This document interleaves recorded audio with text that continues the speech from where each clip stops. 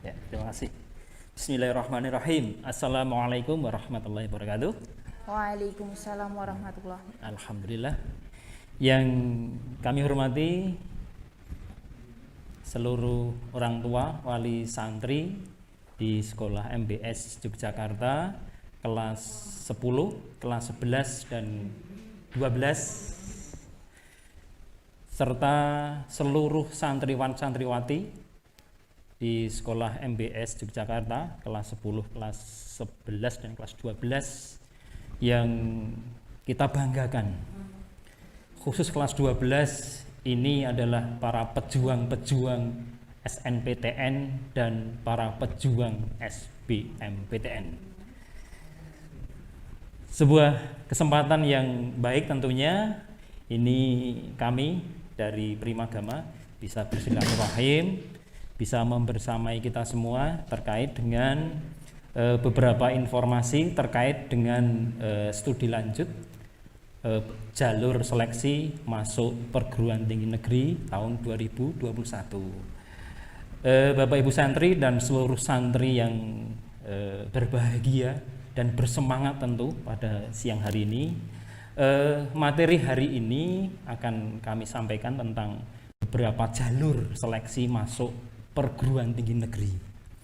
Tentu sumber utamanya adalah dari LTMPT yang kemarin sudah ditayangkan, dan tentu siang hari ini kami akan menyampaikan beberapa hal terkait dengan di luar dari apa yang disampaikan dari LTMPT, tetapi tetap mengacu kepada apa yang disampaikan dari pihak LTMPT.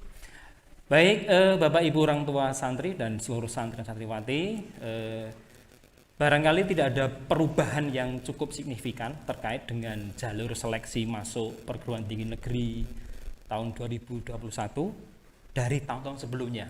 Jadi sebenarnya jalur ini masih mengacu kepada jalur sebelumnya. Bedanya tentu ada beberapa hal terkait dengan proses seleksi. Nah, sudah 2-3 tahun ini seleksi masuk perguruan tinggi negeri ini dilaksanakan oleh satu badan atau lembaga tersendiri yang disebut dengan LTMPT. Bisa the next berikutnya ini untuk layar.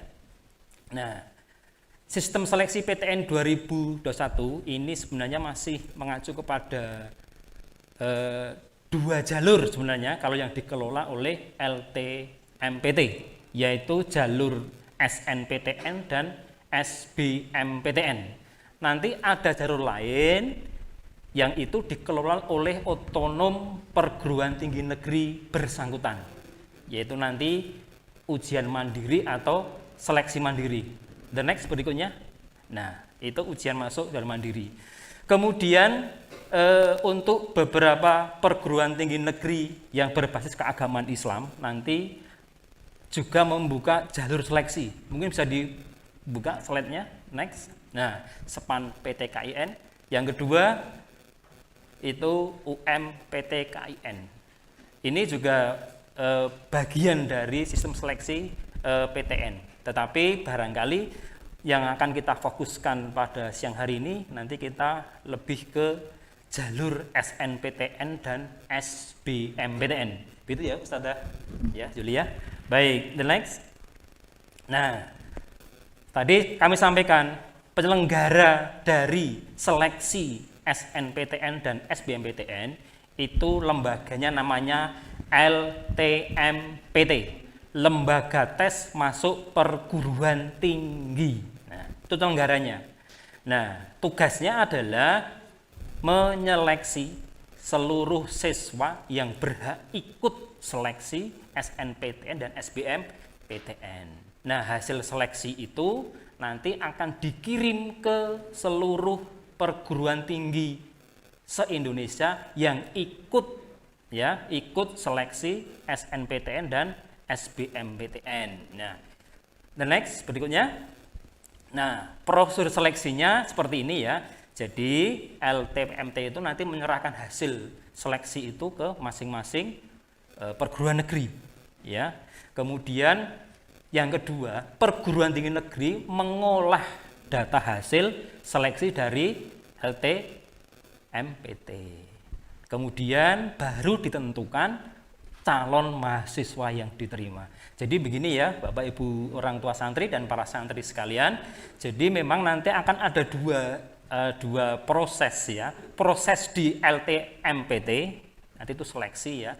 Namanya nanti skor. Kemudian yang kedua, perguruan tinggi negeri mengolah data nanti masuk ke scanning atau pembobotan namanya. Nah, nanti siang hari ini coba nanti, karena dari proses ini ternyata perguruan tinggi negeri itu masih punya kewenangan untuk mengolah data dari hasil ya seleksi LTMPT. Nah, nanti kita akan menengok ya kecenderungan beberapa perguruan tinggi negeri terkait bagaimana mereka membuat sebuah pola seleksi sesuai dengan kebutuhan masing-masing perguruan tinggi negeri gitu ya. Ini yang nanti mungkin agak sedikit nanti kita mencoba untuk membuka beberapa file ya. Mudah-mudahan nanti ini menjadi masukan ya untuk para santriwan-santriwati ya, khususnya yang kelas 12 ya. Nah, yang kelas 10, kelas 11 tentu hari ini adalah hari yang paling pas terkait dengan informasi SNPTN. Karena SNPTN itu sebenarnya proses seleksi yang dimulai dari kelas 10. Ya, nanti kita jelaskan ya. The next. Nah, jalur dan kuota. Ini kemarin saya sampaikan dari pihak LTMPT. Jadi untuk SNPTN itu nanti kuotanya minimal itu 20%. Nanti ada penjelasannya. SBMPTN itu minimal 40% dan seleksi mandiri itu maksimal 30%.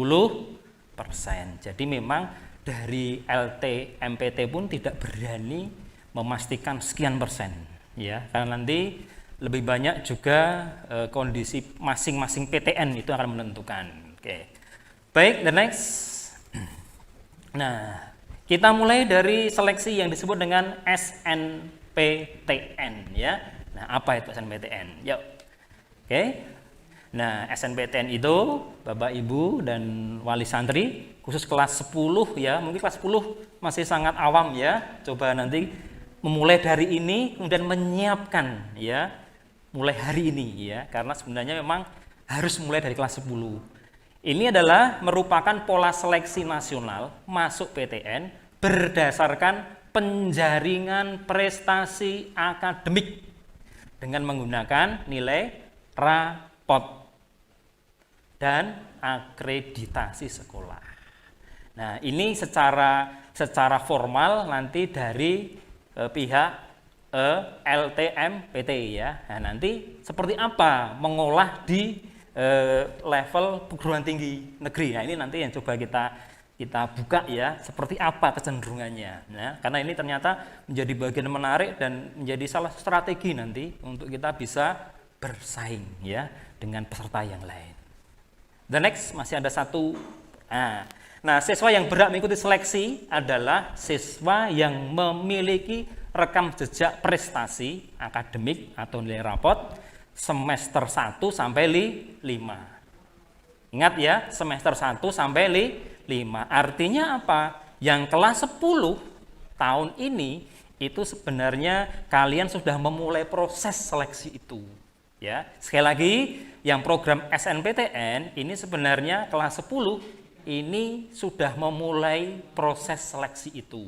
Ya, adik-adik santri lebih diuntungkan yang kelas 10 ya, karena peluang kamu masih jauh lebih besar ya. Oke.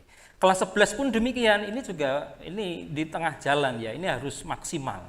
Itu ya terkait dengan pola seleksi SNPTN. The next. Nah, kemudian ketika acuan nilai SNPTN adalah nilai rapot, maka nanti tidak semua nilai rapot itu akan dinilai atau akan dibobot. Nanti hanya ada beberapa mata pelajaran saja ini kalau di sekolah ya. The next berikutnya. Nah, mapel apa saja? Nah, ini nanti yang akan dinilai akan diskor itu adalah materi yang di-UN-kan. The next. Nah, kita buka ya. Ini untuk jurusan IPA atau sekarang Saintek Untuk Saintek itu nanti ada bahasa Indonesia, kemudian bahasa Inggris, matematika. The next. Klik lagi ya. Next. Nah, itu ada lingkaran merahnya. Nah, itu ya untuk IPA, bahasa Indonesia, bahasa Inggris, matematika, fisika, kimia, biologi. Kemudian IPS, next. Nah, itu sama. 3 mapel pertamanya sama. Bahasa Indonesia, bahasa Inggris, matematika. Kemudian mapel program IPS, geografi, ekonomi, dan sosiologi. Kemudian barangkali karena ini di pondok tentu nanti ada program keagamaan juga ya. Nah, ini program bahasa itu nanti sama 3 mapel pertama, kemudian 3 mapel ciri khasnya adalah itu ada sastra Indonesia, sastra asing, dan antropologi. Kemudian untuk program keagamaan ini masih sama untuk 3 mapel utamanya bahasa Indonesia, bahasa Inggris, matematika plus. Nah, ini program keagamaan. Itu ada hadis kemudian ada tarikh dan ada fikih Ini nanti yang akan dinilai Sehingga tentu mulai dari awal ini sudah mulai bisa kita siapkan materi-materi yang memang menjadi unsur seleksi Kemudian kemudian nilai atau riwayat nilai rapot yang diutamakan atau yang ideal itu seperti apa. Nah, tentu ini sebenarnya sudah wilayah masing-masing PTN Beberapa PTN yang kita cermati ternyata seperti ini yang ideal itu. Ini yang kelas 12 tentu inilah hasil terbaikmu terbaikmu seperti ini. Jadi nilai semester 1 sampai 5 itu memang idealnya tidak boleh turun. Kalau bisa naik kalau bisa naik minimal tetap dan tetap. Nah, tentu ketika kita mencoba mengorak informasi, kenapa PTN itu menghendaki nilai bidang studi itu per semester itu naik? Itu karena ada satu logika bahwa nilai itu menggambarkan progres seorang siswa. Jadi ketika siswa itu nilainya dari semester 1 sampai 5 itu naik turun 8 9, 7,5 8 lagi dan sebagainya, itu dianggap siswa ini masih labil. Kan begitu Ini secara mungkin psikologis Kemudian kalau nilainya itu tetap saja 85 jadi gurunya hafalan itu dianggap siswa ini punya potensi yang sudah mentok aja. Jadi tetap Nah, kenapa yang ideal itu adalah naik? Itu karena dianggap siswa itu punya potensi yang bisa dikembangkan sebenarnya, karena naik Ini. Kemudian betul memang kalau ada penurunan itu sebenarnya kalau bisa maksimal 2%. Kalau kelas 10, kelas 11 itu masih bisa nanti ditagihkan di semester berikutnya. Ini mungkin kecenderungan PTN PTN. The next.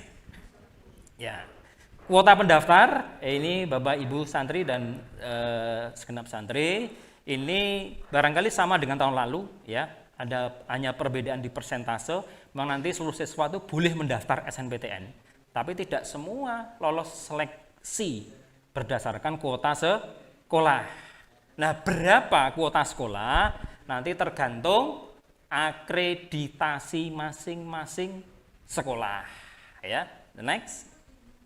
Nah, seperti apa? Nanti seperti ini The next.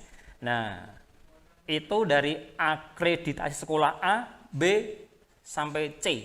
Bahkan sampai lainnya. Itu maksudnya yang statusnya diakui atau sekolah terbuka Nah, alhamdulillah ini informasi dan memang pasti di pondok pesantren MPS ini sudah meraih akreditasi A Ustazah Alhamdulillah. Sehingga nanti jatah kalian kelas 12 atau kuota dari pondok pesantren MPS ini nanti mencapai 40%. ya. Nah, nanti ini memang nanti dari pihak sekolah nanti bisa mengelola ini kan gitu ya. The next, nah maka selanjutnya adalah ini ketentuan pemeringkatan siswa oleh sekolah itu nanti memang sekali lagi hak sepenuhnya oleh sekolah. Itu kemarin Prof. Budi ya dari LTMPT menjelaskan itu sepenuhnya hak sekolah. Ranking 1 sampai 5 mundurkan diri karena mau ke Timur Tengah, tidak apa-apa. Nanti bisa digantikan oleh ranking di bawahnya. Kan itu ya. Nah, kemudian yang di ranking yang mana seperti yang kami sampaikan ya. Jadi nanti jurusan IPA itu semua nilai matematika, bahasa Indonesia, bahasa Inggris, kimia, fisika dan biologi ya. Jurusan IPS ya, matematika, bahasa Indonesia, bahasa Inggris, sosiologi, ekonomi dan geografi. Jurusan bahasa, matematika, bahasa Indonesia, sastra Indonesia, antropologi dan bahasa asing lainnya, kan itu ya. Nah, kemudian tata cara pendaftarannya seperti ini ya. Kalau SNPTN ini Bapak Ibu wali santri dan seluruh santri santriwati ini lebih banyak nanti sekolah yang mengelola. Sehingga Bapak Ibu orang tua wali santri dan para santri sebenarnya tidak terlalu ribet. Karena nanti sekolah itu yang relatif akan banyak mengelola pendaftaran ini. Jadi nanti sistemnya adalah pihak sekolah nanti membuat akun ya, mendaftarkan diri di akunnya LTPMT itu ya, kemudian login dan seterusnya.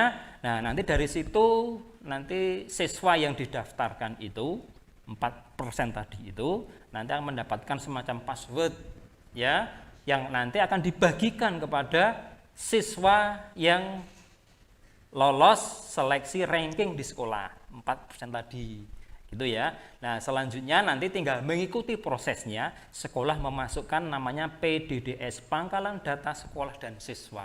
Tentu Bapak Ibu orang tua santri dan seluruh santriwan santriwati mungkin PDDS itu sekolah nanti yang mengelola. Panjenengan Bapak Ibu dan para santri itu tidak usah terlalu berpikir ke arah situ, nanti selesai di sekolah ya, tidak membebani ya. Nah, sehingga nanti setelah itu tinggal siswa membuka ya, mendaftar dengan password yang sudah diberikan oleh sekolah. Setelah itu silakan diklik ikuti petunjuknya.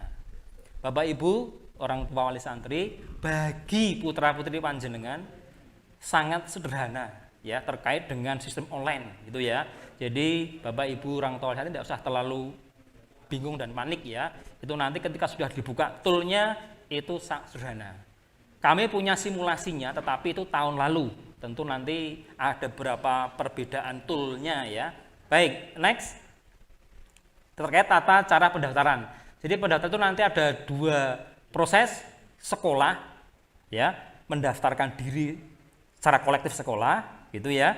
Baru nanti siswa itu masuk ke login ke akun ya, dan nanti akan ada proses yang sederhana untuk membuat akunnya ya. Nah, kemudian Bapak Ibu dan para santriwan santriwati yang kelas 12 terutama ini beberapa hari lagi harus menentukan ya gerbang masa depannya terkait dengan pilihan program studi.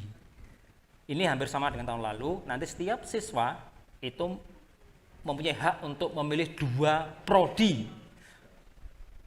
dalam 1 PTN atau 2 PTN. Khusus SNPTN, salah satu prodi memang harus sesuai dengan wilayah sekolah siswa bersangkutan. Jadi misalnya santriwan santriwati di pondok pesantren MBS ini kalau mau memilih 2 program studi, maka salah satu prodinya itu harus di Yogyakarta. Nah, yang satunya bebas terserah se-Indonesia ya. Nah, Bapak Ibu, nah ini barangkali yang perlu kami sampaikan, ini kecenderungan PTN kami sampaikan. Bapak Ibu dan para santriwan santriwati kelas 12 khususnya ya. Memang kalau mau sedikit aman itu silahkan memilih program studi itu dalam 1 PTN. Itu relatif aman. Karena ada kecenderungan sekarang semua PTN itu tidak mau dinomorduakan. Pilihan kedua itu kan kadang-kadang komitmennya agak berbeda ya.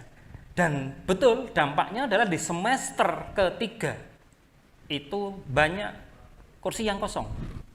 Mahasiswa yang diterima di pilihan kedua itu biasanya mencoba lagi di tahun berikutnya. Nah ini yang barangkali menjadi salah satu indikator kenapa sekarang PTN inginnya memilih yang pilihan pertama.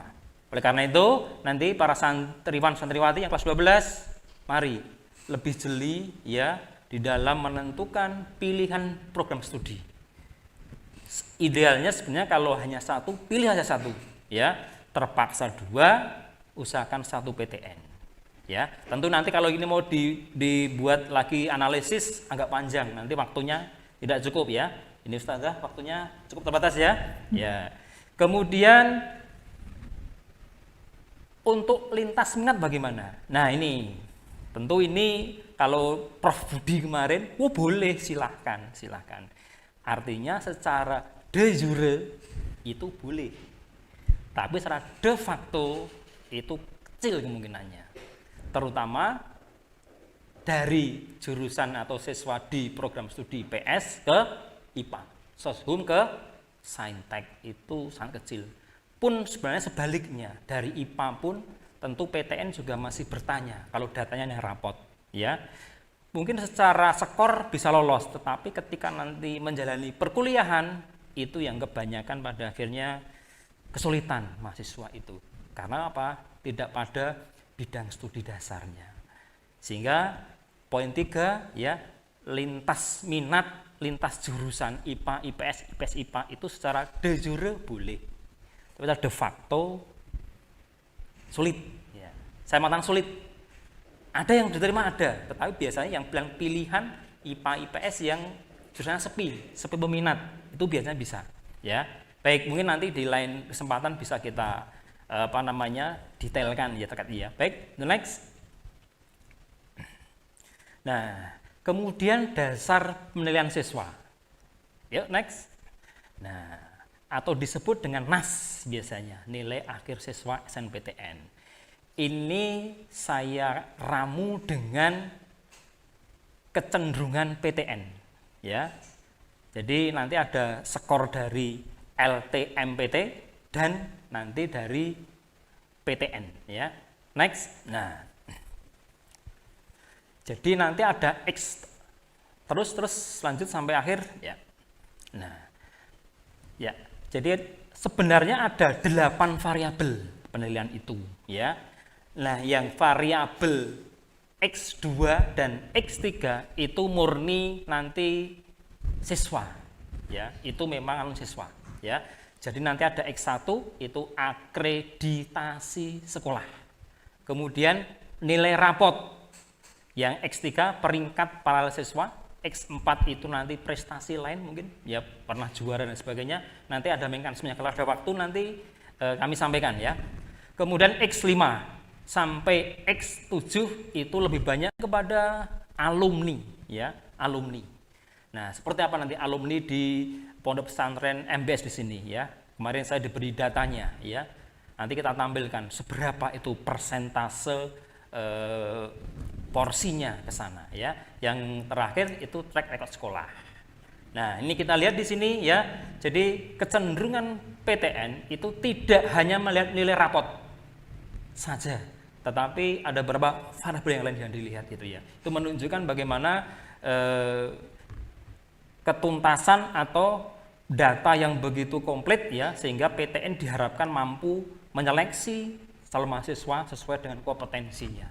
Karena kalau mengandalkan rapot saja barangkali itu belum bisa menggambarkan sepenuhnya ya kompetensi siswa. The next. Nah, ini Bapak Ibu dan para santriwan santriwati, sebuah kebanggaan yang luar biasa ya. Ini untuk pondok pesantren di MBS ini, karena data yang kemarin kami terima itu cukup banyak ya. Ini modal bagi pondok pesantren MBS untuk bisa lolos di beberapa prodi di PTN Kenapa? Karena memang beberapa PTN punya kecenderungan ya membaca atau mendeteksi sekolah itu berdasarkan dari rekam jejak alumninya. Ya. Maksudnya apa? Maksudnya alumni dari sekolah bersangkutan itu sudah ada dan mungkin beberapa, mungkin banyak diterima di PTN bersangkutan pada prodi tertentu.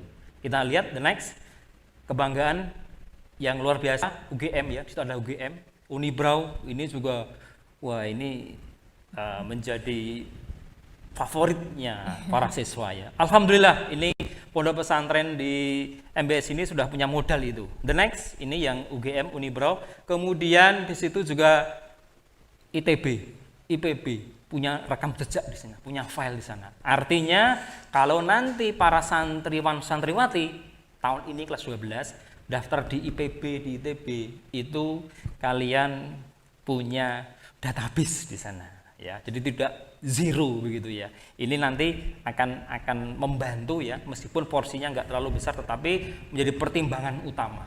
Karena perguruan tinggi negeri sulit mendeteksi sekolah-sekolah terkait dengan kualitas siswanya. Mereka hanya mampu dari alumninya, seberapa yang diterima di PTN yang kami kelola. Itu ya. The next.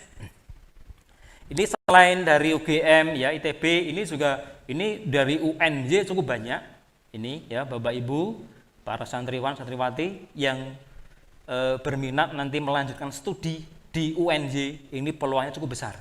Ya, cukup besar karena punya modal yang lebih dari cukup ya. Ini di beberapa prodi ya itu ada ya. Jadi beberapa siswa ini sudah ya terdatabase di sana. The next. Nah, ini berikutnya ya. Ini bahkan bagi santriwan santriwati yang pengen ke Semarang ya, di Undip juga sudah. Undip ini sekarang sedang naik daun juga ini anak-anakku ya. Saya kadang-kadang manggilnya lebih dekat anak-anakku gitu ya. Santriwan santriwati ya. Di Undip ini cukup sekarang menjadi favorit ya. Beberapa prodinya menjadi incaran banyak siswa ya. Dan alhamdulillah sekali lagi di pondok di sini sudah ada database-nya di sana. Next. Ya. Nah, sehingga ini untuk persentase ya kontribusi ya, ini ya kontribusi untuk nanti meloloskan PTN jalur SNPTN itu nanti sekolah itu punya porsi 20% nanti diakreditasinya itu. Yang kedua, siswa itu punya porsi 50%, nilai rapot prestasi yang lain itu cukup ya besar. Nah, yang terakhir adalah alumni. Alumni ini tetap tentu kalau dari LTMPT itu tidak akan dibahas. Karena itu sudah wilayahnya perguruan tinggi negeri yang bersangkutan. Sudah di hak otonomnya PTN ya. Jadi alumni itu penting bagi PTN karena akan menunjukkan satu rekam jejak akademik ya sebuah sekolah. Gitu ya kira-kira ya. Baik, the next. Nah, silakan ya, ini para santriwan-santriwati ya, yang kemarin punya kejuaraan ya, pernah ikut lomba atau apapun ya, ini silakan nanti sertifikatnya bisa disimpan dan kemudian nanti bisa dimanfaatkan ya. Tapi ada syaratnya nanti, tidak semua sertifikat itu bisa menjadi modal ya, atau bisa menjadi tambahan persen tidak ya. Nanti ada penjelasan tersendiri ya terkait dengan ini ya, karena nanti ada aturan mainnya. Next, sedikit saya buka ini aturan mainnya. Ini saya mengacu kepada tahun yang lalu ya, beberapa tahun yang lalu. Seperti ini nanti. Jadi nanti memang ada data prestasi ya. Nanti harus diupload itu ya. Dan sedikit ini aja sekilas sarannya. Seperti apa sertifikat yang nanti bisa menambah poin itu adalah sertifikat yang bersifat linear. Linear itu apa? Itu sesuai dengan prodi yang diambil. Misalnya kalian mengambil jurusan pendidikan olahraga, ya, pernah juara bulu tangkis tingkat provinsi. Nah itu yang disebut dengan linear, jadi nyambung, ya. Ambil kedokteran, pernah juara catur sekabupaten, diupload itu tidak akan berpengaruh. Bahkan nanti mungkin malah mengurangi, beresiko. Silakan nanti ini bisa dikomunikasikan ya.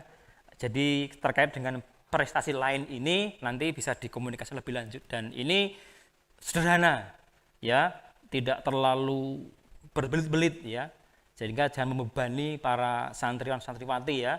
Kalau punya kejuaraan nanti dikomunikasikan, kita cek ya, ini linear tidak kan gitu ya, dan sebagainya. Next ya. Oke, nah ini ya, memang ada beberapa poin aturan ya, misalnya kalau olimpiade ya, pernah olimpiade itu tingkat SMA, jadi harus jenjang SMA. Kalau SMP pernah juara nasional misalnya gitu ya, olimpiade fisika itu tidak terhitung, yang dihitung adalah jenjang sekarang ya.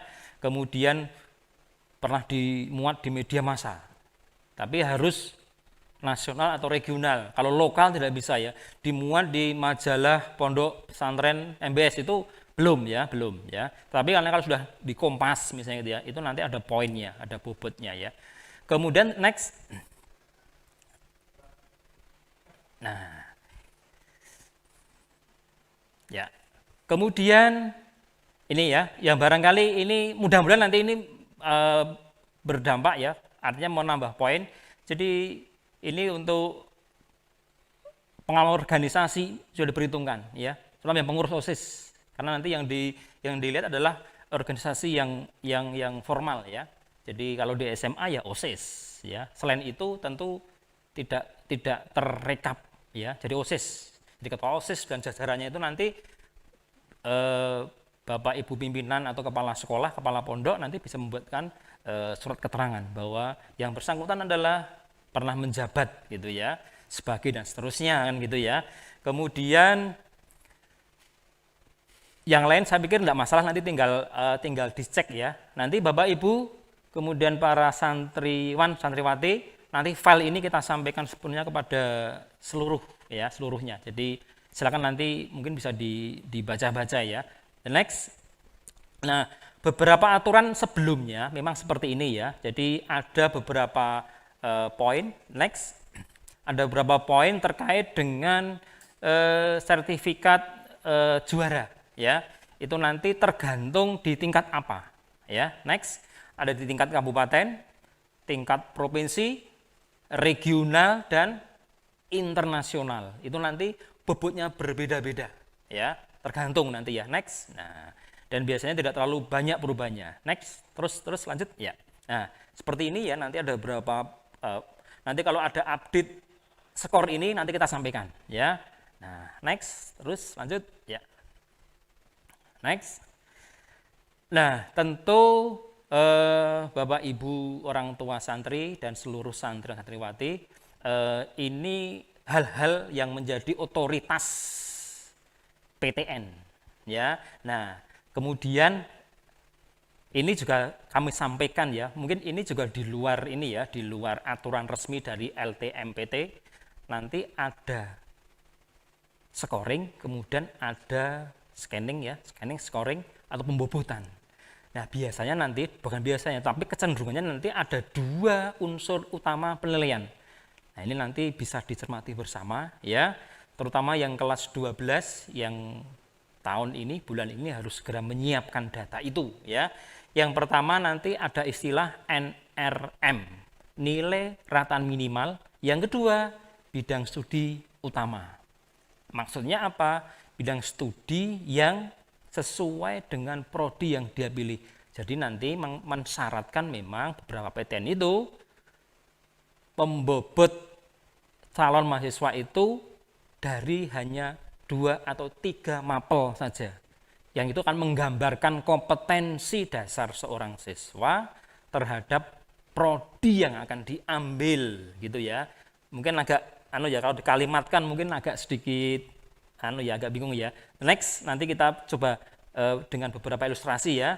Nah, NRM itu nilai rata-rata minimal yang harus dipenuhi siswa terhadap prodi yang dipilih.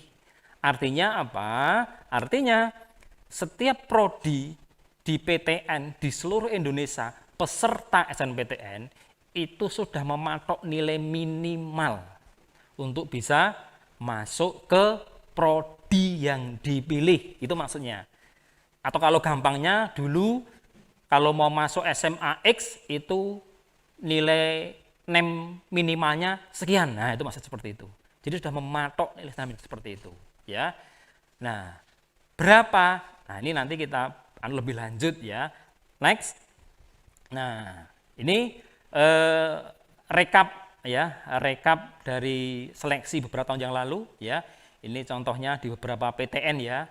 Ini yang dilingkari merah itu menunjukkan spesialis program studi. Kemarin Prof Budi kalau nggak salah sempat agak ini ya. Jadi ada klaster prodi. Nah, itu seperti ini ya.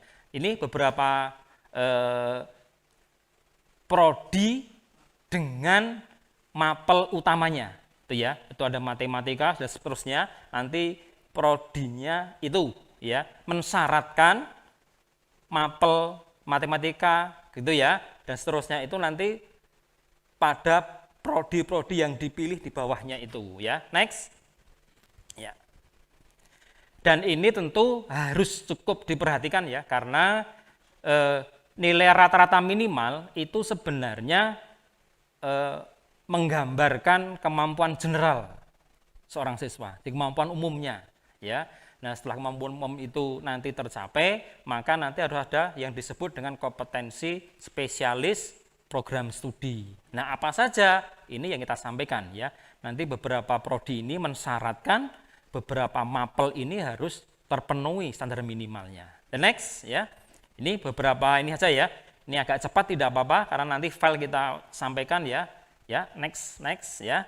Ini Bapak Ibu, nah contoh ini kalau saya agak ringkas ya, bahwa mapel biologi kimia ini menjadi syarat utama bagi siswa yang akan mengambil prodi ilmu kesehatan. Ya kedokteran, ya, kedokteran hewan, dokter gigi, kebidanan farmasi, gizi dan sebagainya, itu nanti mensyaratkan 2 mapel biologi kimia ini harus kuat ya. Mengapa? Karena inilah kompetensi yang dibutuhkan ya pada keilmuan di jurusan-jurusan ini, dan itu mensyaratkan itu harus kuat ya.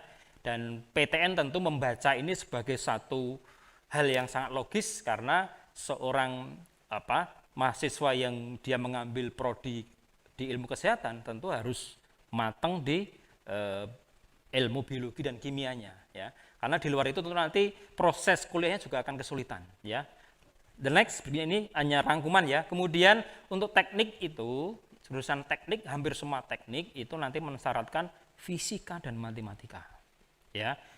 Di sini tidak dibutuhkan kemampuan biologi secara khusus ya, tapi tetap disyaratkan nanti mampu mengerjakan soal punya standar minimal nilai biologi ya. Tetapi yang menjadi mapel utamanya adalah fisika dan matematika. The next, ini yang IPA, yang IPS. Nah, ini yang IPS ya, silakan nanti bisa dibaca ya. Ini kalau saya sampaikan satu persatu nanti sampai maghrib ya Ustadzah ya. Nah, next ya, ini yang IPS, next ya.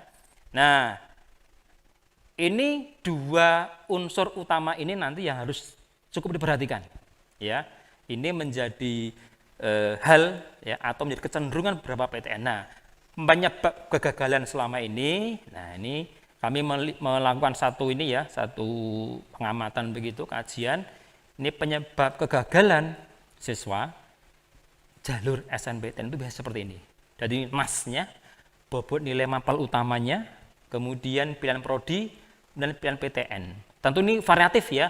Ada yang nasnya bagus, NRM-nya tinggi, tetapi gagal karena dia tidak akurat di pembobotan nilai mapel utama.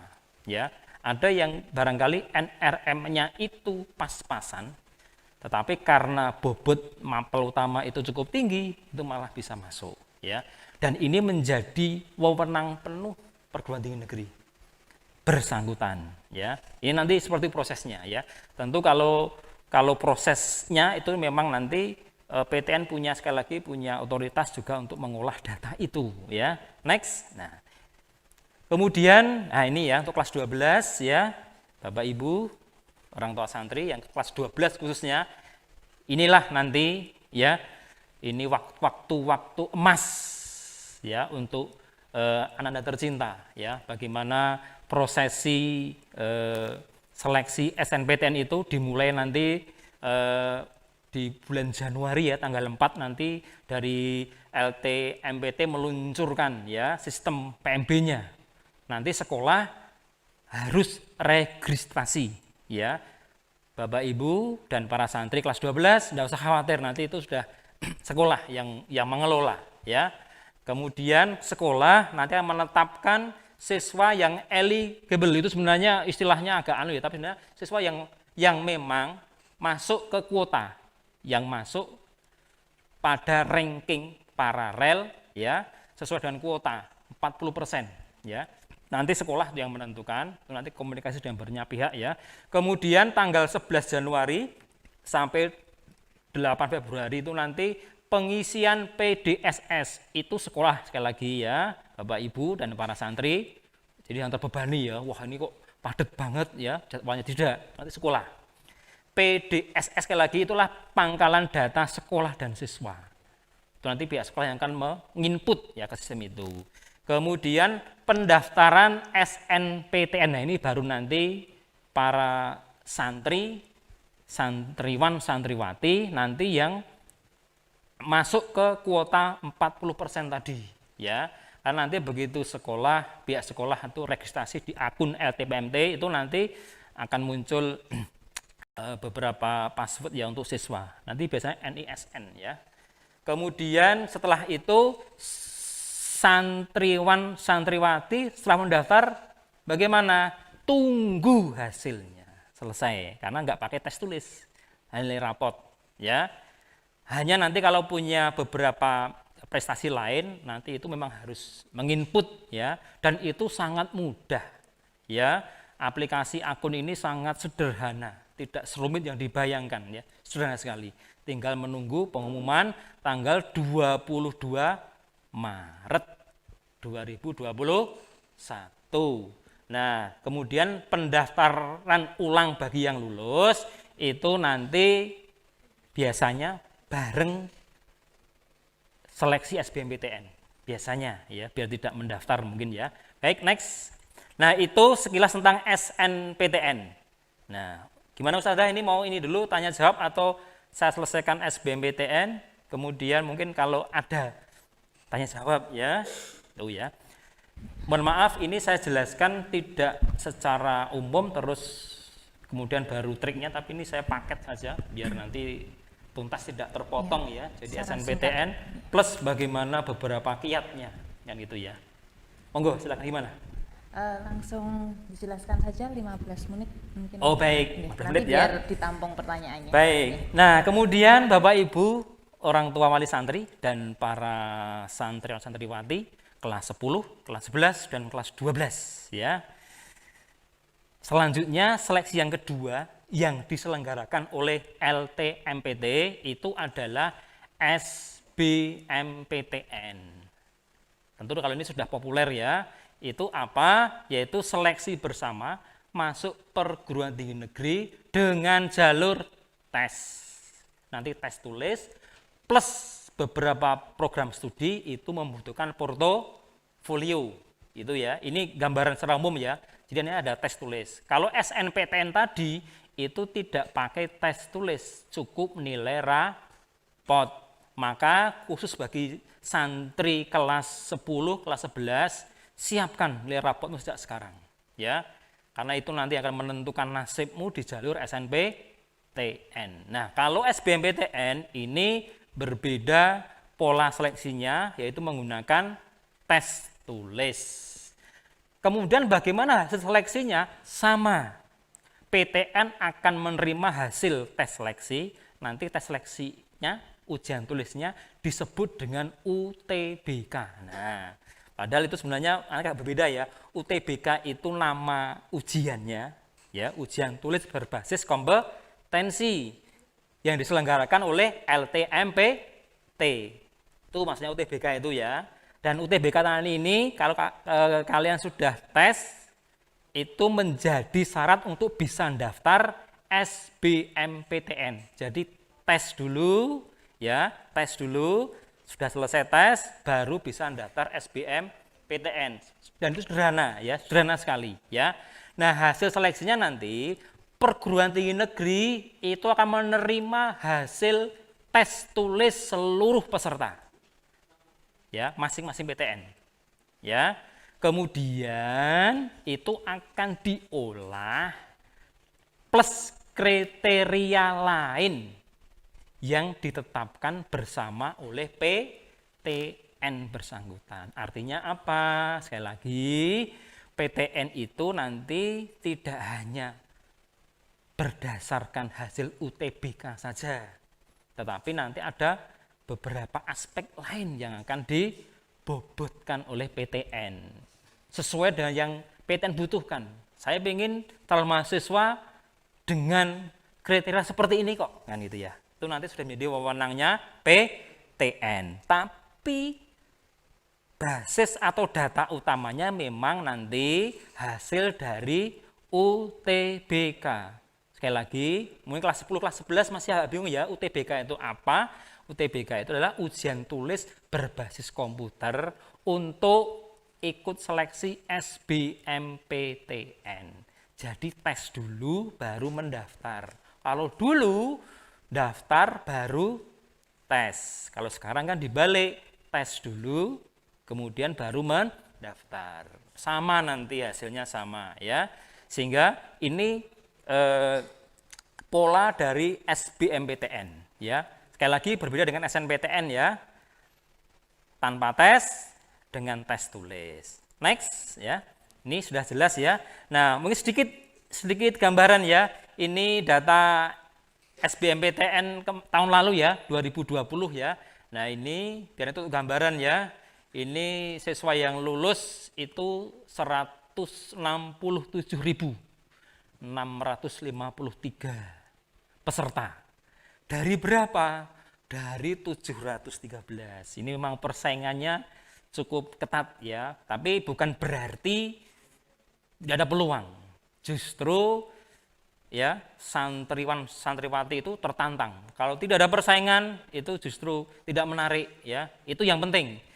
Kebanggaan itu akan muncul ketika kita bisa menunjukkan kemampuan kita yang terbaik di antara yang baik. Terbaik di antara yang kurang baik itu di mana letak ininya ya, kebanggaannya ya. Bangga dalam pengertian bukan takabur ya, tapi mensyukuri nikmat Allah. Itu adalah dengan bangga ya, alhamdulillah bersyukur gitu ya.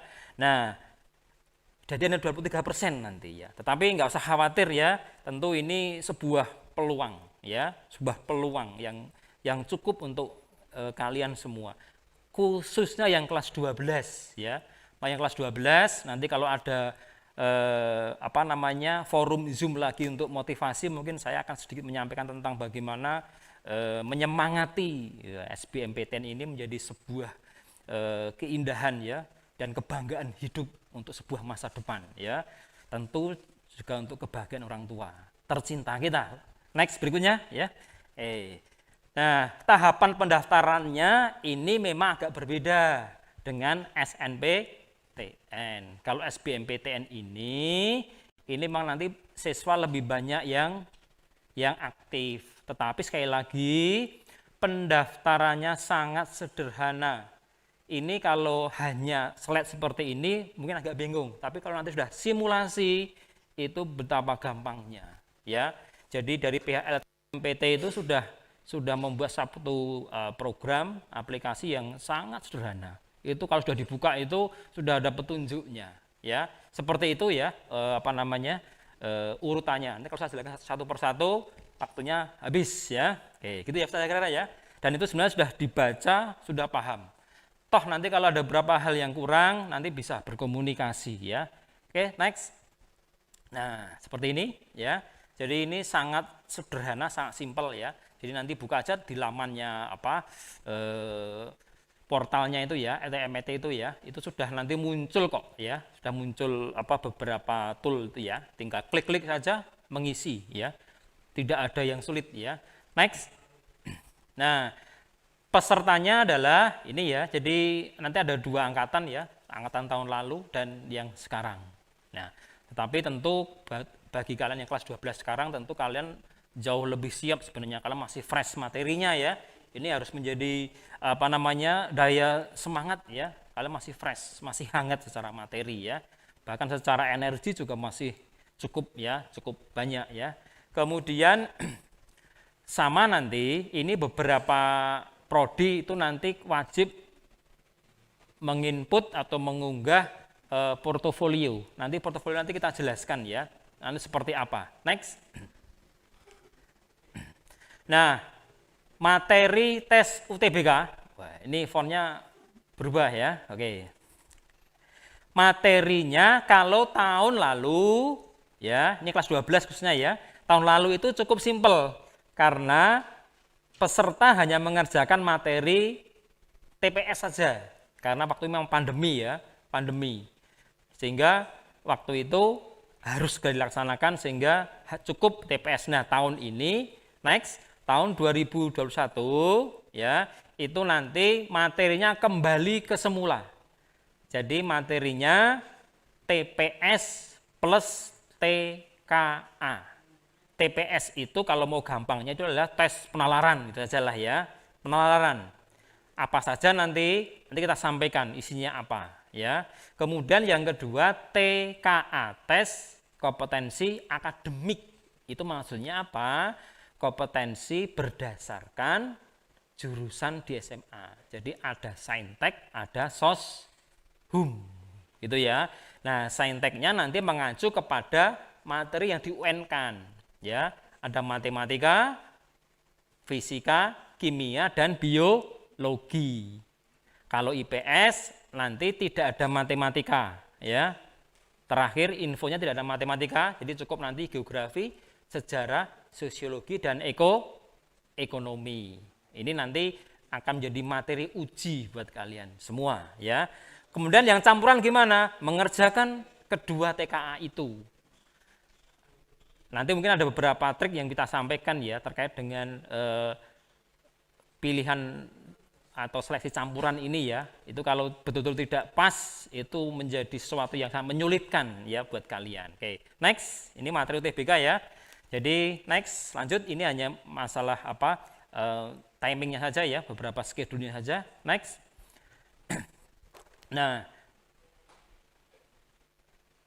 para santri ya kelas 12 khususnya, ini kalian memang hari-hari ini sudah juga harus mulai fokus ya, fokus.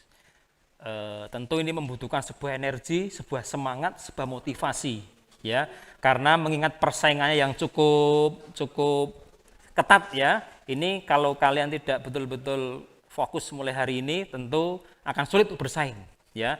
Karena materinya ini juga barangkali materi-materi yang beberapa aspek itu di luar kompetensi di sekolah. Karena UTBK itu bukan materi evaluasi, tetapi materi seleksi. Itu berbeda. Nanti akan menanyakan banyak aspek. Meskipun basic keilmuannya adalah mapel yang diajarkan di sekolah. Tetapi nanti bobot soalnya, daya analitiknya nanti akan jauh lebih kompleks itu ya. Dan itu nanti bisa dipelajari ya, bisa dicermati. Nanti ada beberapa poin nanti yang perlu kita sampaikan ya. Ini di luar ketentuan-ketentuan resmi ya. Kemudian yang TKA sama ya, itu nanti akan mengacu kepada mapel yang di UN-kan. Dan ini ya khusus kelas 12, barangnya nanti sama, polanya sama dengan SNPTN. Jadi bahwa nanti beberapa mapel itu akan menjadi mapel utama masing-masing prodi. Ini nanti yang perlu jadi perhatian bersama. Jadi tidak hanya sekedar skor totalnya berapa, tetapi nanti akan ada pembobotan beberapa mapel sesuai dengan prodi yang kalian pilih nanti. Nanti kita cermati itu ya. Sehingga skor yang tinggi belum tentu nanti. Kalau persyaratan mapel kompetensi prodi itu tidak terpenuhi ya. Oke, next berikutnya. Nah, ini nanti untuk kelompok ujian UTBK seperti ini ya. Jadi samalah dengan tahun-tahun sebelumnya ya, tahun 2019 ya. Ini hampir sama, persis sama polanya, tapi tentu tipe soalnya berubah-ubah ya. Oke, next berikutnya ini hanya kelompok ujian. Nah, kemudian ini yang menjadi perhatian kita bersama, khususnya ini para santri kelas 12 ya. Silahkan dicermati schedule ini. Kalau perlu ini dicetak, tempelkan di kamar ya, depan meja belajar itu ya. Jadi kalian sudah bisa berhitung ya, tanggal sekian saya harus seperti apa dan sebagainya. Jadi nanti tes UTBK itu akan dilaksanakan selama 2 gelombang ya. Jadi gelombang pertama itu nanti tanggal 12 sampai 18 April ya. Kemudian gelombang kedua 26 April sampai 30 April, kemudian 1 Mei sampai tanggal 2 Mei. Ini tentu ini di bulan puasa ya, tapi insya Allah ya, kalau para santri itu justru menjadi sebuah energi tersendiri bagaimana mengelola spiritual ya, itu tidak masalah. Mungkin bagi yang belum terbiasa jadi masalah. Nah, ini sebenarnya nanti poin sebenarnya buat para santri di sini yang kelas 12 ya. Ini. Nah, sehingga dari schedule ini nanti sudah bisa kita jadwalkan. Ya, sehingga kita harapkan ya, bahkan ya harus kita kondisikan.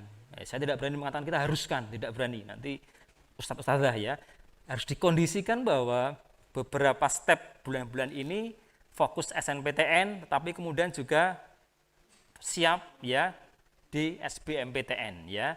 Jadi ya memang mungkin urutannya SNPTN itu yang utama, SBMPTN harus siaga, kan gitu ya. Ini logika progresnya gitu ya. Oke, next. Nah, kemudian ini sebagai gambaran saja, tentu ini sumbernya dari LTMPT kemarin ya. Ini sudah membuat sebuah schedule yang cukup komplit ya. Jadi dari waktu dan sebagainya sudah dibuat schedule-nya ya.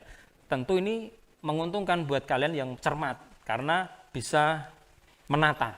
Itu yang terpenting ya. Jangan hanya sambil lalu, oh ya sudah, tapi coba cermati. Artinya apa? Bahwa nanti langkah kalian, terutama para santriwati yang kelas 12, itu kalian sudah mulai tahu arahnya, visinya kemana. Kemudian step by step-nya mau seperti apa, itu sudah bisa ditata. Dan bagi Bapak Ibu orang tua wali santri, tentu ini juga sebuah pemahaman untuk bagaimana mensupport ya, barangkali juga harus juga mengawasi, mendampingi putra-putrinya untuk persiapan seperti ini. Tentu kondisinya sangat spesifik ya, masing-masing santri berbeda, tetapi monggo bagi para orang tua Bapak Ibu wali santri untuk bisa mengkondisikan ini. Bulan-bulan ini adalah bulan-bulan yang ya golden lah ya, gold ya. Ini satu fase yang memang harus betul-betul kita dampingi bersama ya, insya Allah lah ya. Kalau biasanya kan manjada-wajada ya, insya Allah kesungguhan itu membuahkan hasil ya, insya Allah ya. Next ini hanya schedule ya. Nah kemudian, khusus Bapak Ibu dan para santri kelas 12 khususnya, kelas 10, kelas 11 juga luar biasa, ini sudah tahu lebih awal. Jadi jangan menganggap bahwa aku masih lama, oh tidak. Justru kalian tahu lebih awal, bisa lebih siap sejak dini, itu jauh lebih hebat juga, gitu ya. Nah, Bapak Ibu atau wali santri dan para santri kelas 12 berbeda memang. Untuk SBMPTN ini pendaftarannya berbayar ya. Kalau SNPTN itu tidak berbayar atau gratis ya. Oke. Seperti nanti prosesnya nanti bisa kita temati bersama ya. Nah, kemudian jadwalnya seperti ini ya. Jadi untuk akun LTMPTN nanti sekolah itu ya. Kemudian nanti siswa itu mulai bulan Maret itu sudah harus melakukan pendaftaran ya. Tapi ini nanti sambil jalan ya. Tidak usah terbebani. Ini sangat simpel, sederhana. Nanti begitu sudah menghadapi program itu ya, itu sangat sederhana ya. Itu apalagi putra-putri Bapak Ibu ya, itu udahlah kalau urusan aplikasi seperti ini mereka sudah ya jauh di atas kita, kecepatannya, akselerasinya, nggak usah khawatir ya. Kemudian pengumumannya nanti direncanakan tanggal 14 Juni 2021. Nah, Bapak Ibu, barangkali ada kemarin yang disampaikan oleh Prof. Budi ya dari pihak LTMPT, usahakan proses dari SNPTN ke SBMPTN ini betul-betul menjadi sebuah proses yang berurutan dan penuh dengan perhitungan, karena begitu diterima di SNPTN otomatis tidak bisa ikut SBMPTN. Itu wajib diambil ya. Jadi nanti ada backlist kalau memang tidak diambil. Tahun berikutnya mau ngambil pun karena masih menggunakan NISN yang sama itu tetap akan terblokir ya. Sehingga mohon nanti ini dicermati untuk pilihan di SNPTN-nya. Bahkan kalau memungkinkan di SNPTN itu hanya pilihan satu saja. Ya. Jangan ada pilihan kedua. Karena resikonya kalau diterima di pilihan kedua, padahal itu hanya sekedar gitu ya. Sekedar mengisi itu berisiko besar kalau mau ikut di seleksi SBMPTN. Gitu ya Bapak Ibu kira-kira ya. Terutama para santri ya, dimantapkan hatinya ya sholat malam dan sebagainya. Kemudian silakan sharing ya dengan Bapak Ibu atau ustadz ustadzah yang memang kompeten di situ ya tentang program studi ya. Nah, sehingga ini karena waktunya sudah mau habis, langsung ini nanti memang ada beberapa faktor ya. Ini kita buat simpel aja, ada 5 faktor ya. Ini yang biasa kita sampaikan kepada peserta pejuang SBMPTN ya. Jadi yang pertama adalah pemilihan jurusan yang sesuai. Nah, ini harus betul-betul nanti ya.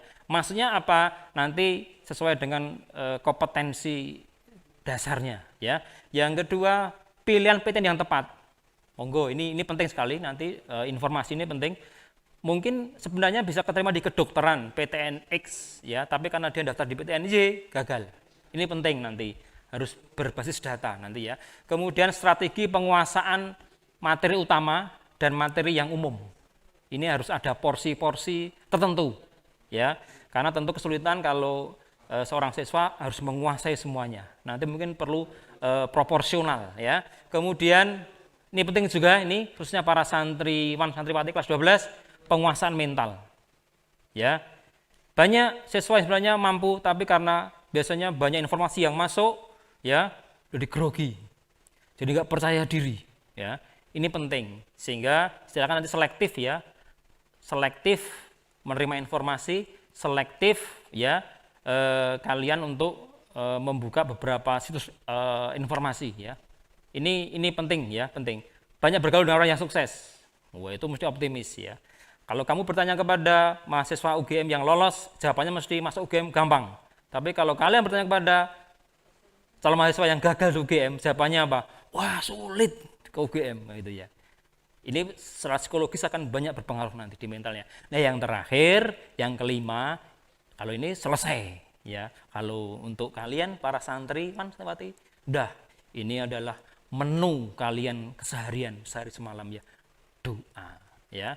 Doa. Dan kepada Bapak Ibu orang tua wali santri, tentu ini adalah bagian dari support Bapak Ibu wali santri untuk bagaimana bersama-sama menyiapkan ini ya. Karena tentu dorongan dari Bapak Ibu orang tua itu penting. Terkait misalnya perbedaan pilihan prodi kadang-kadang terjadi antara orang tua dengan anaknya. Nanti ini ada komunikasi tertentu ya, mungkin nanti di lain forum ya. Next. Nah, ini sedikit aja ya, sedikit perbedaan. Nanti ternyata begini, para santri kelas 12, kalau tahun sebelumnya 2019 itu peserta itu diuntungkan. Karena apa? Itu hasil tes diumumkan dulu, jadi sudah tahu skornya. Jadi kalian itu ikut UTBK, skornya sudah diumumkan. Kalian sudah pegang nilainya. Itu kalian sudah bisa melihat kemampuan utamaku di mana, itu sudah bisa melihat. Sehingga kalau aku mau mendaftar, itu pasnya di prodi ini. Itu kalau tahun 2019 ya, itu bisa. Kalau 2020 kemarin karena hanya TPS nggak bisa.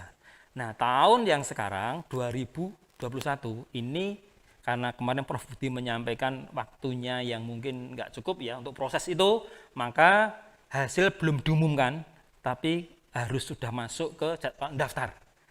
Tetapi beliau berjanji nanti tetap hasil itu akan disampaikan kepada peserta.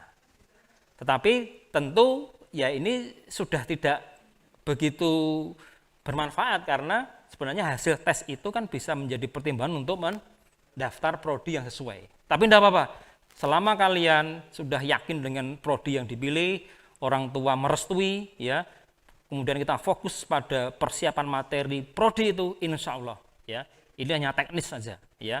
Jadi skenario Gusti Allah itu kan tinggal bagaimana kita mensiasati, tanda petik ya, mengikhtiari gitu ya kalau bahasa agamanya itu ya. Insya Allah itu nggak masalah gitu ya. The next, ini yang nanti akan menjadi fokus kita ya. Ini kalau ini tip-tip aja, sekedar coba next ya. Ini beberapa pertimbangan. Nanti tentu kalau ini butuh diskusi cukup ya, karena idealisme seorang siswa itu akan butuh waktu untuk nanti sharing diskusi dengan kompetensi yang dimiliki. Sekali lagi para santri kelas 12, mungkin nanti kalau ada forum tertentu kita sedikit ngobrol terkait dengan kompetensimu yang sesungguhnya dengan pilihan prodimu. Match enggak, nyambung tidak.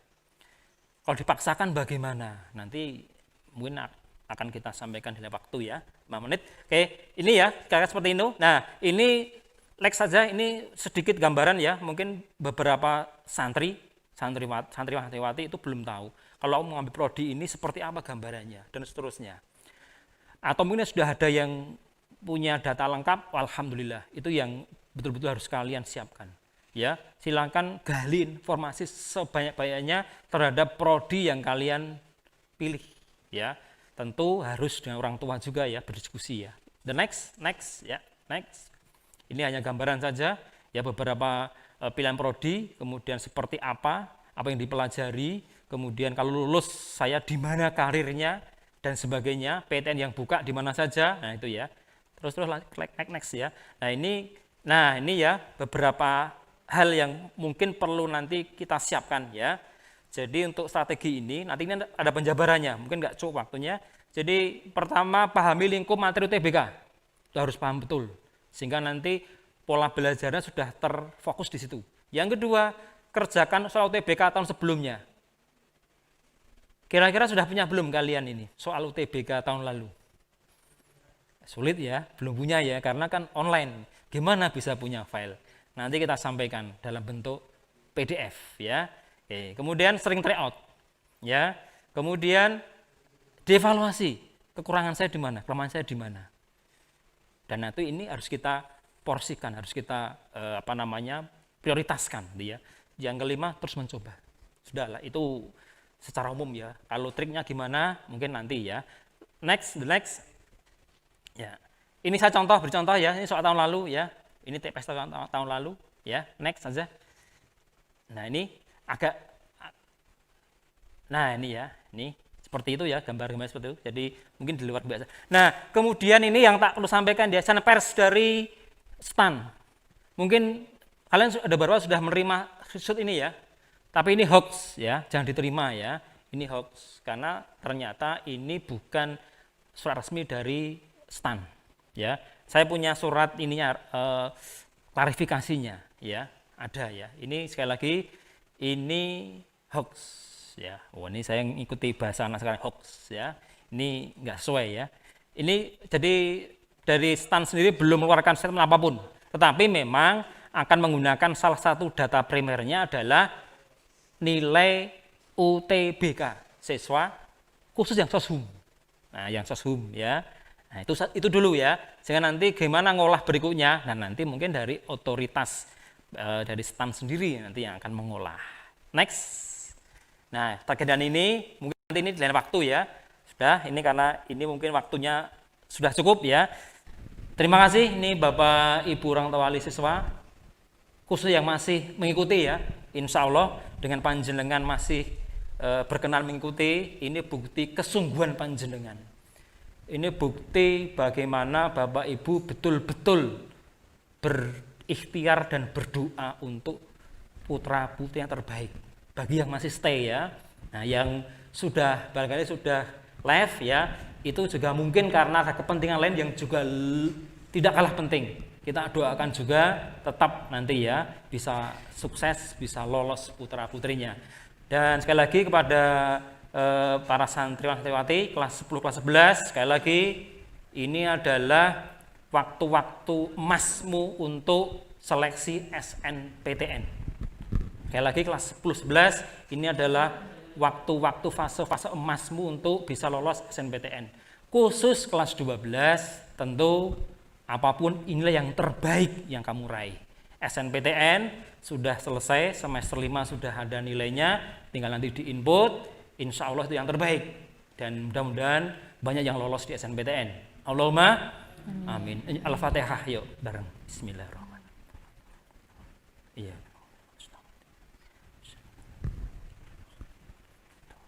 Amin ya. Kemudian yang nanti belum lolos SNPTN itu hanya masalah waktu. Itu hanya masalah pintu masuknya saja ya. Karena nanti masih ada gerbang yang tidak kalah hebatnya yaitu SBMPTN. Insya Allah kalau kalian bersungguh-sungguh mulai sudah fokus, sudah konsentrasi ya, sudah insya Allah nanti yang SBMPTN juga banyak yang lolos. Harapannya ya semua bisa lolos ya insya Allah ya dengan pilihan prodi masing-masing gitu ya. Terima kasih sementara itu, mudah-mudahan bermanfaat ya. Nanti kalau ada waktu boleh sekedar bertanya jawab ya. Terima kasih, saya cukupkan dulu ya. Matur suwun. Assalamualaikum warahmatullahi wabarakatuh. Waalaikumsalam warahmatullahi wabarakatuh. Ya, luar biasa sekali pemaparan dari Pak Marjono ya terkait SBMPTN, terkait SNMPTN, dan tentunya ini menjadi gambaran bagi kita semuanya, baik wali santri maupun santri, bagaimana menentukan langkah besok untuk mencapai masa depannya melalui pintu mana yang akan dilalui. Nah, di sini sudah banyak sekali pertanyaan-pertanyaan yang masuk ya. Saya bacakan dari pertanyaan yang pertama. Mohon maaf jika nanti pertanyaannya tidak bisa terjawab semuanya karena keterbatasan waktu. Jadi kita hanya membacakan beberapa. Insya Allah di lain kesempatan kita dapat menyambung lagi konsultasi terkait SNMPTN maupun SBMPTN. Pertanyaan yang pertama dari wali santri kelas IPS 4 ini, SNMPTN mekanismenya apakah diajukan oleh sekolah? Jika sudah melalui seleksi ini apakah tetap bisa mengikuti SBMPTN? Itu pertanyaan yang pertama. Langsung 3 pertanyaan terlebih dahulu ya.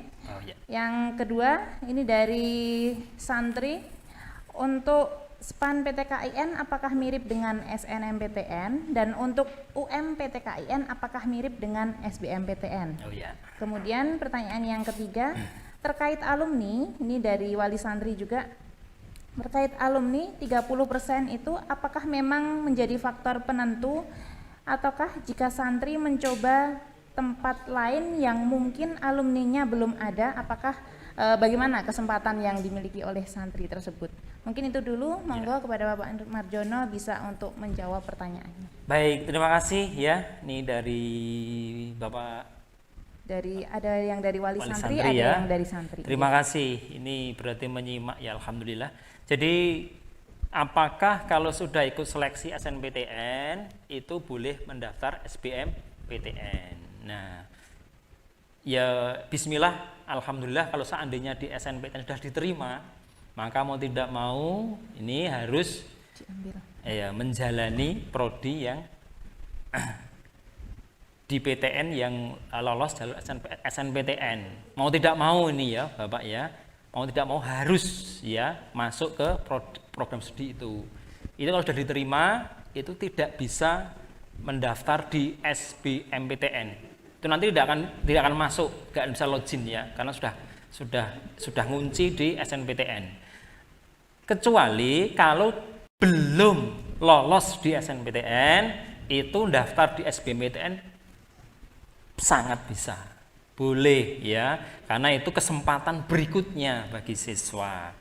Kemarin sedikit saya singgung kenapa alasannya kalau sudah diterima di SNPTN itu tidak boleh daftar SBMPTN, karena itu memberi kesempatan kepada yang lain. Kursi yang kemarin di SNPTN itu harusnya untuk orang lain, tapi karena diterima di situ nggak diambil, jadi kosong. Ya, ini yang kemarin dianggap menzolimi peserta yang lain, ya. Sehingga tadi kami sampaikan Bapak, Ibu, wali santri, usahakan di pilihan prodi SNPTN ini sudah betul-betul fix, sudah betul-betul sudah ada pertimbangan, sudah menjadi program studi yang memang diidam-idamkan, dicita-citakan, ya. Bahkan tadi kami sampaikan kalau bisa di SNPTN itu hanya satu prodi saja kalau memang mantapnya di situ, ya. Jangan untuk sekedar gugur kewajiban untuk formalitas juga mengambil pilihan kedua. Siapa tahu diterima. Kalau nanti betul-betul diterima, wah nanti ini akan sulit ya untuk ikut seleksi berikutnya kalau ternyata prodi yang pilihan kedua tadi itu belum mantap. Gitu ya Bapak, Ibu ya. Jadi intinya kalau sudah daftar SNMPTN, boleh nggak daftar SBMPTN? Itu tergantung. Kalau sudah diterima di SNMPTN, tidak bisa daftar di SBMPTN. Kalau belum lolos diterima, justru kesempatan itu diberikan pada seleksi berikutnya yaitu SBMPTN. Gitu kira-kira ya. Yang pertama, yang kedua tadi apakah SEPAN PTKIN itu mirip dengan SNMPTN dan UMPTKIN apakah mirip seperti SBMPTN? Iya, sama ya. Itu kan jalur apa namanya? Jalur prestasi ya. Jadi sama, itu sama. Hanya beda penyelenggara. Kalau itu kan penyelenggaranya adalah apa namanya? Nanti kan ada depak gitu ya. Sama. Meskipun Bapak, Ibu, beberapa PTN keagamaan Islam nasional itu ikut LTMPT. Ya, contoh UIN Sunan Kalijaga itu ikut SBMPTN. Ikut SNPTN sebenarnya. Maka kalau tadi kita lihat data alumni yang diterima di beberapa PTN itu, yang di UIN Sunan Kalijaga itu lolosnya melalui jalur SBMPTN. Itu ya. Jadi sama, prosesnya sama, hanya beda penyelenggara. Ya. Nanti sebenarnya kalau ada waktu mau saya jelaskan. Itu sebenarnya ada slide-nya ya, tapi mungkin ada intinya sama, ya. Prosesnya sama. Nggak ada bedanya ya, sama ya. Jadi itu jalur prestasi dan jalur mandiri gitu ya. Berikutnya. Oke, yang berikutnya terkait alumni 30%. Bagaimana jika belum ada alumni? Ya, itu sebenarnya kan kecenderungan masing-masing PTN. Tentu ada beberapa hal pertimbangan. Misalnya begini, di prodi tertentu itu sepi peminat. Nah, itu tentu nanti berbeda ya, hitungannya berbeda. Artinya bahwa 20, 50, 30 itu bukan harga mati. Ya, itu hanya menjadi salah satu indikator saja untuk pembobotan. Ya, jadi beberapa program studi di PTN favorit itu juga ada yang sepi peminat, Sehingga tadi misalnya kan lalu lintas jurusan. IPA ngambil IPS, IPS ngambil IPA.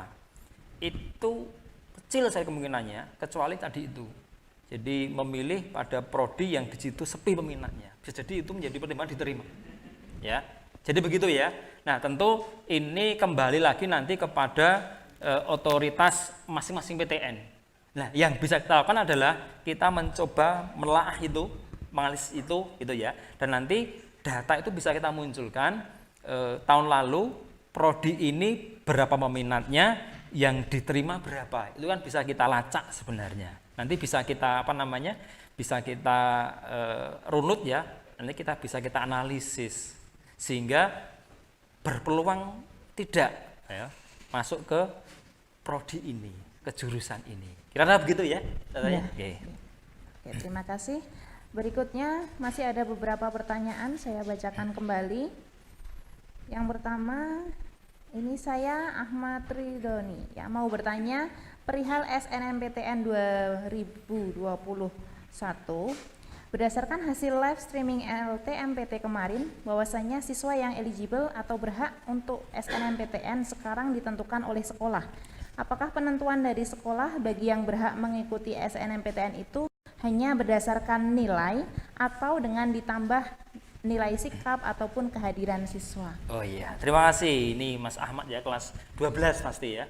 Ya, masih kelas 12 ya. Kalau kelas 10 mungkin belum ya, kelas 12. Terima kasih Mas Ahmad ya, ini sudah bentuk kesungguhan ya, insya Allah ya. Ini poin buat Mas Ahmad ya. Betul.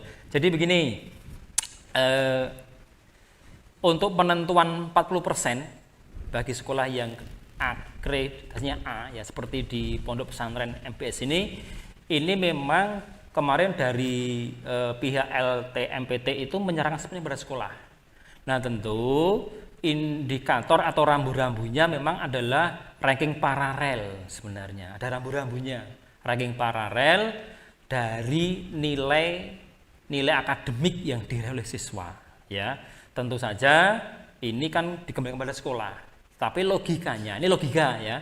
Sekolah tentu akan meranking berdasarkan mapel yang dinilai, dibobot di seleksi itu. Tentu seperti itu pertimbangannya. Logikanya ya. Tapi tentu kalau sekolah punya pertimbangan lain, itu nanti sepenuhnya otoritas sekolah.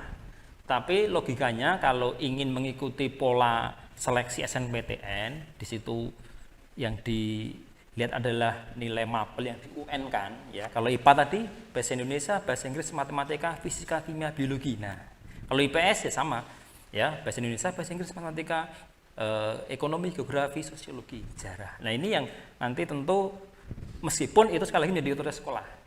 Misalnya rankingnya sama, nilainya sama, 3 siswa. Nah, sekolah tentu akan melihat aspek yang lain. Ya, misalnya pernah juara lomba apa, gitu ya, punya prestasi apa, prestasinya sama, internasional. Wah, ini juaranya sama di bidang yang berbeda. Gimana ini ya? Nah, mungkin di situ sekolah juga bisa melihat tadi salah satunya adalah karena di sini basisnya adalah pondok pesantren, mungkin akhlakul karimah, misalnya begitu ya. Tapi itu kan poin terakhir ya. Saya yakin lebih kepada akademik juga ya, karena kalau standar akhlak itu tentu sudah selesai sebelumnya. Insya Allah siswa yang prestasinya tinggi itu mesti akhlaknya baik kan gitu ya. Nah, sehingga sekali lagi penentuan kuota siswa yang nanti bisa lolos ya, batas ranking di sekolah itu memang sekali lagi menjadi otonominya sekolah. Nah, tetapi sekali lagi tetap ada rambu-rambunya. Sekolah saya yakin juga akan melihat betul-betul ya bagaimana prestasi akademik siswa. Gitu ya Mas Ahmad ya, sekali lagi. Tapi ini satu bentuk kesungguhanmu ya untuk bagaimana mengerti betul pola seleksi ini. Insya Allah Mas Ahmad ya, mudah-mudahan. Ada lagi? Yang berikutnya ada pertanyaan dari Wali Santri. Nilai UTBK akan dikombinasikan dengan kriteria PTN bersangkutan. Nah, apakah bisa dijelaskan kriterianya secara umum dan khusus sesuai program studi yang diambil peserta? Oh ya, untuk kriteria kan tadi kecenderungan kan sudah kita sampaikan tadi di variabel X1 sampai X8 ya. Itu sebenarnya salah satu atau beberapa kecenderungan PTN itu melihat kualitas sebuah sekolah ya, terutama kalau SNMPTN. Jadi memang melihat track record sekolah itu dari akreditasi pasti, kemudian dari alumninya ya. Ini akan menjadi beberapa indikator ya. Kalau SNMPTN ya, kalau SBMPTN tentu lebih kepada hasil UTBK. Kemudian akan di-compare dengan tadi mapel utama ya, mapel utama itu memenuhi tidak ya, mapel utama yang sesuai dengan prodi yang dipilih ya peserta ya. Jadi kalau dibuka kriterianya apa, tentu ya ini kan dinamis ya, dinamis. Tapi secara umum adalah tentu PTN itu tidak serta-merta menerima calon mahasiswa itu hanya berdasarkan nilai rapot, itu pasti. Nanti akan ada aspek lain yang akan dilihat, karena itu akan menjadi data informasi yang utuh ya, yang lengkap bagi PTN terhadap peserta ini dari sekolah mana dan sebagainya. Tidak berarti membeda-bedakan sekolah, tidak, tetapi karena PTN jujur mereka ingin mengambil yang terbaik di sekolah ya, di sekolah-sekolah di seluruh Indonesia, itu yang terbaik. Tentu indikatornya akan banyak. Nah, kalau tadi secara umum kami sampaikan ya, salah satu adalah apa? X1, X2 sampai X8. Yang kedua adalah di luar itu semua adalah strategi bagaimana kita nanti menentukan prodi.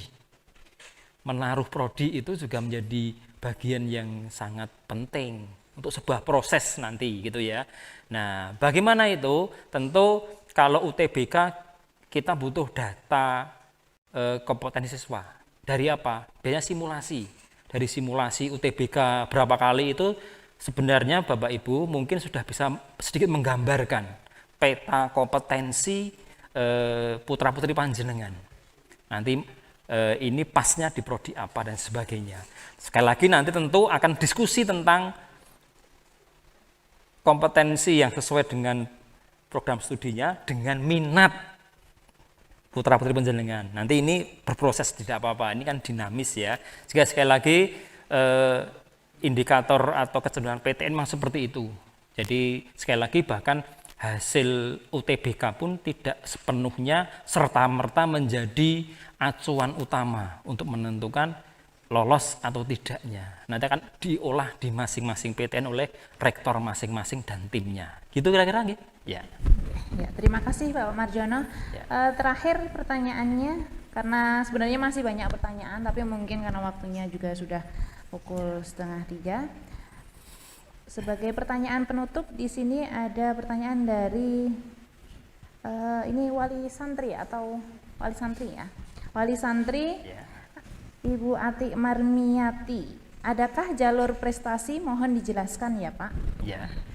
Jalur prestasi ya. Ini kalau yang menyelenggarakan itu resmi LTMPT itu adalah SNPTN itu jalur prestasi.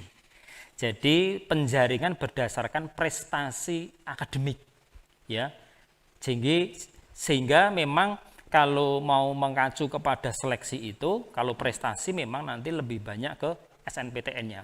Jadi memang Bapak Ibu dan para santriwan santriwati, jalur prestasi itu tentu tidak serta-merta, misalnya begini, juara Olimpiade Fisika Internasional, kemudian mengambil jurusan prodi tertentu di UGM, apakah masih keterima? Belum tentu, ya belum tentu, ya tergantung nanti beberapa variabel yang lain. Nah sehingga prestasi itu memang prestasi yang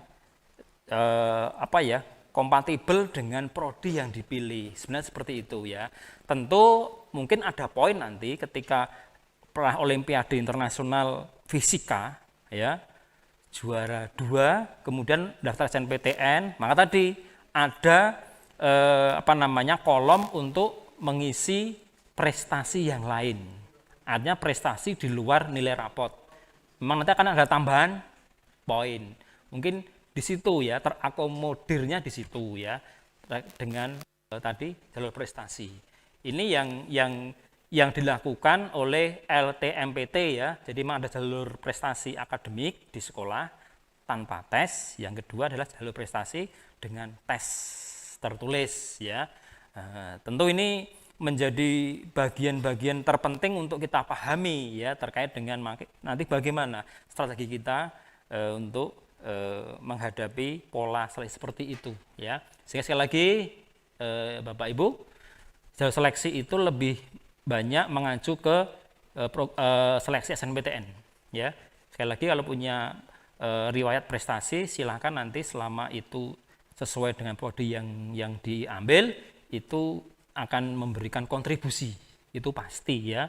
Nah ini tentu menjadi salah satu variabel saja, sehingga kami sampaikan sekali lagi tidak serta-merta ya juara apa di Olimpiade Nasional, Regional itu otomatis diterima di prodi X PTNJ, itu belum tentu. Gitu ya kira-kira. Ya. Terima kasih Bapak Marjono atas jawaban-jawabannya. Semoga jawaban yang telah diberikan sudah cukup menjawab dari apa yang sudah ditanyakan.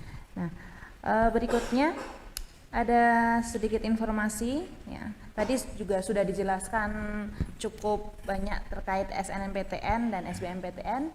Yang paling kita garis bawahi, jika sudah mendaftar SNMPTN sudah diterima, maka kita tidak bisa lanjut ke SBMPTN. Iya, betul. Nah, terkait dengan pembahasan di sesi pertama tadi terkait dengan Timur Tengah. Nah, dari sekolah sendiri kami menghimbau kepada teman-teman semuanya, jika sudah ingin fokus ke Timur Tengah, kita wajibkan silahkan fokus ke Timur Tengah.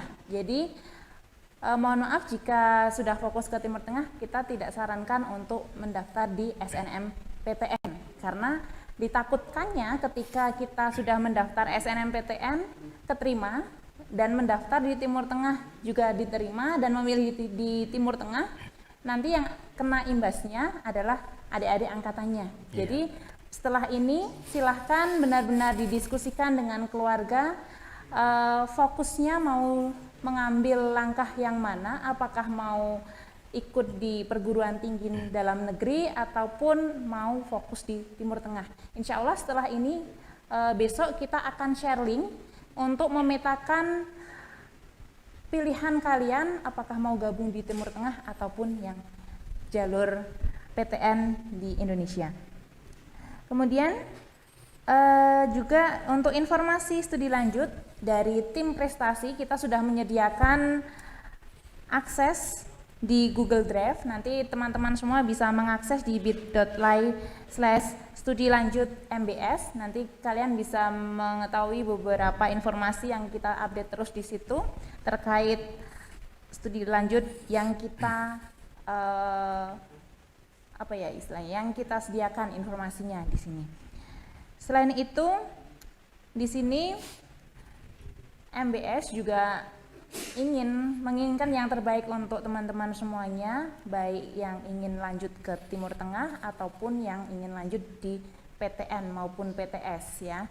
Jadi insya Allah untuk kedepannya terkait dengan SNMPTN ataupun UTBK kita bekerja sama dengan Primagama yang insya Allah kedepannya akan membimbing teman-teman semuanya, membantu bagaimana menyiapkan strategi-strategi untuk bisa lolos jalur SNMPTN maupun UTBK.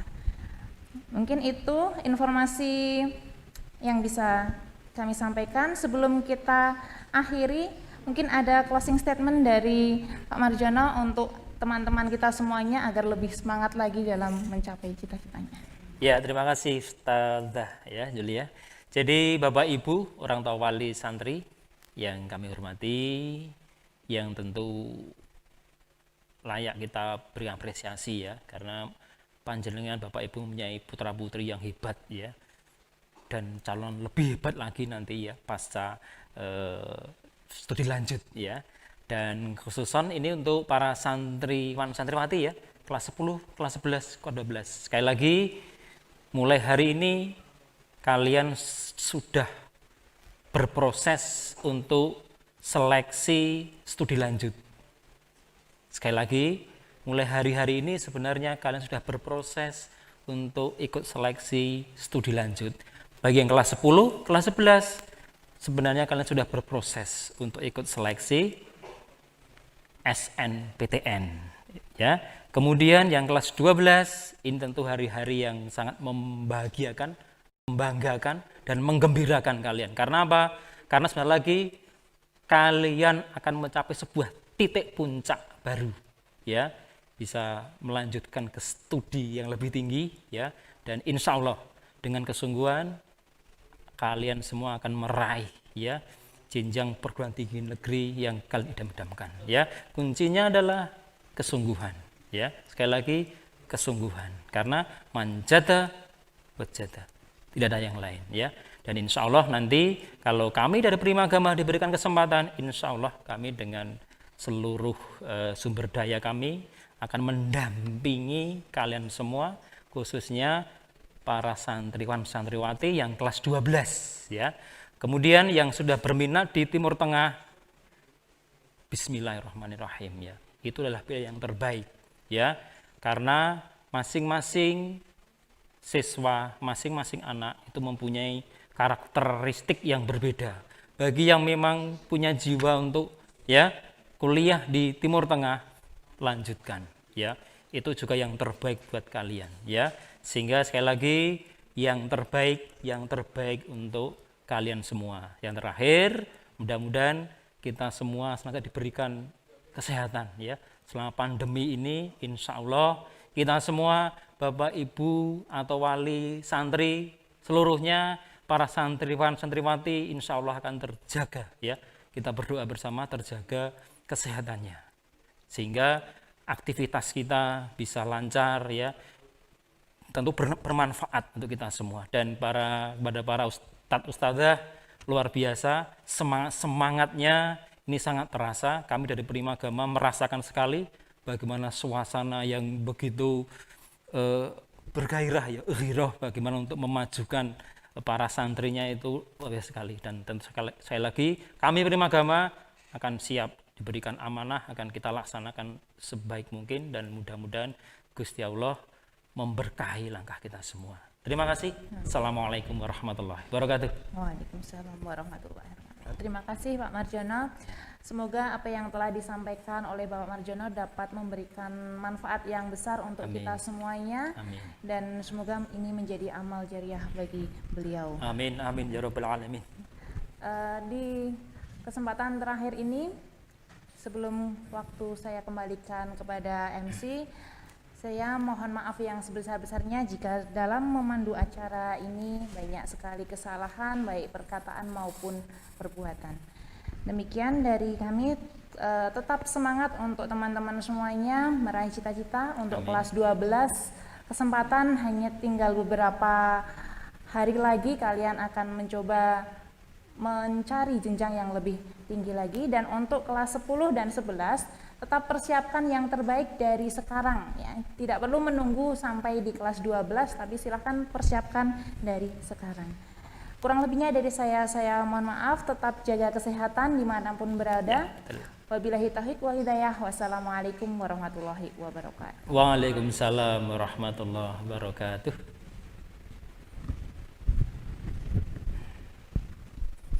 Baik, terima kasih kami sampaikan kepada Bapak Marjono yang telah menyampaikan materi mengenai studi lanjut perguruan tinggi negeri. Jadi kalau boleh saya cuplik tadi, berarti yang terpenting yang saat ini bisa kita lakukan adalah bersungguh-sungguh untuk mempersiapkan nggih Pak nggih. Bersungguh-sungguh mempersiapkan sehingga nanti hasil akhir yang kita peroleh itu bisa maksimal seperti itu. Baik, tadi sudah dipaparkan secara luas dan jelas oleh Bapak Marjono terkait materi studi lanjut perguruan tinggi negeri, mengenai bagaimana tips dan trik agar lolos perguruan tinggi, kemudian apa saja jalur masuknya, kemudian apa saja yang harus dipersiapkan sejak dini, dan lain sebagainya. Tentunya teman-teman semuanya, seluruh santriwan santriwati, saya yakin teman-teman sudah mendengarkan dengan baik dan juga menulis poin-poin penting yang sudah disampaikan oleh dua narasumber kita pada hari ini. Baik, sampailah kita di penghujung acara. Saya mewakili kru yang bertugas mengucapkan mohon maaf apabila selama penyelenggaraan talk show studi lanjut hari ini masih banyak kekurangan. Kemudian kami juga mengucapkan terima kasih kepada seluruh Bapak Ibu Wali Santri, juga kepada seluruh santriwan santriwati kelas 10, 11, dan 12 yang senantiasa mengikuti acara talk show studi lanjut ini dari awal hingga akhir.